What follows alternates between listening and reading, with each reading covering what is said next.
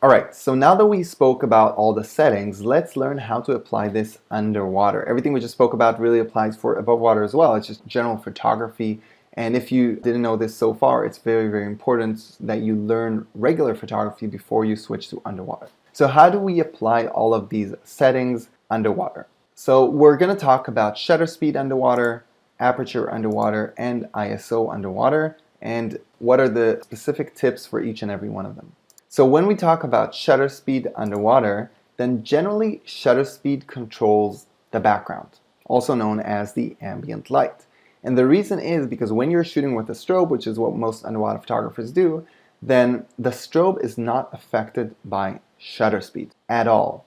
All right, this is because the strobe is so fast, it dumps all of the light so fast that it really doesn't matter if you're using, 1,000th of a second or using 30 seconds, the strobe light will always be the same and won't be affected. There is a small disclaimer here that you can use 1/1000 with some cameras like mirrorless and DSLR, only with compact cameras. The maximum that you can use your strobe with when you're shooting with DSLRs mirrorless is usually 1/160th of a second or 1/250th of a second, depending on the camera model. So the idea is that when we want to control our background and our flashlight independently, and this is what we generally use underwater, this is what we generally do, and I will say this a lot throughout this course, that you always want to look at your ambient light separately and your strobe light separately. So the shutter speed is great because it only affects the ambient light. So if we have a dark background and want to brighten it up a bit, then we can use a slower shutter speed, and then we get more light in the background. If the background is overexposed, then we can reduce our shutter speed, use a faster shutter speed, and we get less ambient light. Again, the strobe light is not affected. Now, my default go-to shutter speed would start around 1/200th of a second, generally because I mostly use DSLRs, and so I limited to 1/250th. But if you're using a compact, I would still start from the same 1/200th of a second, but you can go as fast as you want. You can go to 1/2000th of a second on a compact as well, no problem if you need. Now, as I said, this is the limitation on DSLRs and mirrorless. It's called maximum flash sync speed, and this means that you cannot shoot with a shutter speed that is faster than 1/250th or 1/160th of a second, depending on the camera. This is because what we saw before in the beginning of this course with the short video that showed us the shutter opening and closing. And the reason is that when the shutter works like that, when it's a mechanical shutter, then you actually need the entire shutter to be open, the entire sensor to be exposed at a certain time in order to get the flash to light up the entire frame. Otherwise, what you get is just a band of light. If the curtains are chasing one another and you never have the entire sensor exposed, then you simply get a band of light, a stripe of light, rather than lighting up the entire frame when the flash is firing.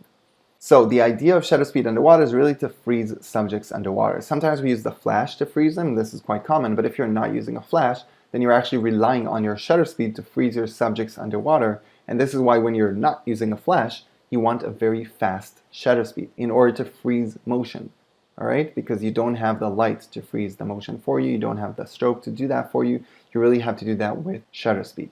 Now, there is something called slow exposure. If you're interested, it's actually a more advanced technique, and I'll show you how it looks like. It's really great. But when you're using slow exposure, such as 1/10th of a second, what we said what might be blurry. But if you're combining that with a flash, you can get really cool results, and you can do some really nice special effects, just like this one. So this is slow exposure. This was taken 1/10th of a second, and I was shooting this photo while spinning my camera around in order to get that nice radial blur, but because I was using a strobe, that is what is freezing my lionfish. That's why the subject itself and most of the coral is not blurry, simply because of the flash. Right? So I'm actually spinning my ambient light, but freezing my flashlight. Right? You can actually imagine it. This is great, and I said I'll talk about this more in the course. You can always imagine it like two separate pictures. All right? So you have your ambient light photo and you have your flashlight photo on top of it. So I'm spinning my ambient light photo, but I'm freezing my flashlight photo, and that's how I'm getting combination of the two that looks really, really good. All right, now let's talk about aperture underwater. So when we talk about aperture, then of course we have to talk about depth of field. And as we said before, depth of field is simply how much of the frame is in focus, and this really varies between macro and wide angle. All right, so when we talk about macro photography, usually our depth of field is really, really, really small. As you can see here with this nudie bank photo, the depth of field becomes very small as we get closer to the subject simply because of how optics work. When we're shooting wide angle, then usually our depth of field is pretty big, maybe even infinite, unless we're doing close focus wide angle, which is very close to the subject with a wide angle lens. But generally when we're shooting wide angle photos, then our focus or depth of field is almost infinite, all right? So we don't have to worry about it that much. And also we usually want it to be almost infinite because we want to have most of the frame in focus rather than just one bit of it. Now there is another limitation with underwater, which is called corner sharpness. And this mainly happens when you're using domes and especially when you're using wet lenses. If you have a compact camera or maybe even a mirrorless, and you're actually putting a wet lens on it, one of those lenses that screw on the outside of the housing and they make contact with the water, then because of all the optics that happens there, like you have your camera, then you have your, your port, then you have your dome and the lenses elements inside the dome, so it's a lot of optic. And what happens is that your corners become blurry. Because of all the optical elements that are involved in this entire equation, the corners become really blurry. And the main way to correct that would be to use a smaller aperture. All right, so you have to decrease your aperture in order to improve your corner sharpness, and this is a pretty big consideration when you're shooting underwater with wet lenses. It's not as bad with a regular native dome, like if you're using a DSLR with a regular dome or a mirrorless with a regular dome and a wide angle lens underneath in the camera itself, it's not as bad, and usually the corners are sharper depending on the combination. Each combination is slightly different. But this is definitely something you want to do when you're using wet lenses. Almost any wet lens combination will require you to reduce your aperture for better corner sharpness. Now, of course, you have to take into account exposure. So if you need a lot of light, then you definitely will open up your aperture, especially if like you're shooting a rec and your lights are not reaching it, then yes, you'll have to increase your ISO, you'll have to open up your aperture in order to get that sharp photo and get that fast shutter speed. Then yes, you will have to open up your aperture even at the expense of slightly blurrier corners. Now, the problem with aperture, not problem, but something you have to remember, is that it affects both flash and ambient light together.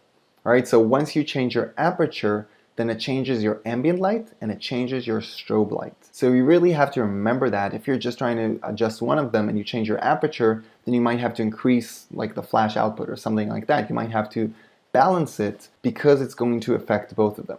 All right, and this is also a very easy way to reduce exposure on both of them together. If you take a photo and you see that it's overexposed both on the ambient light and the strobe light, you just reduce your aperture and take another photo, and then usually it might look pretty good. So of course, the visibility and lighting conditions and the depth we work in, that also decreases our exposure, decreases our light, or increases our light, so it would affect which aperture we're using.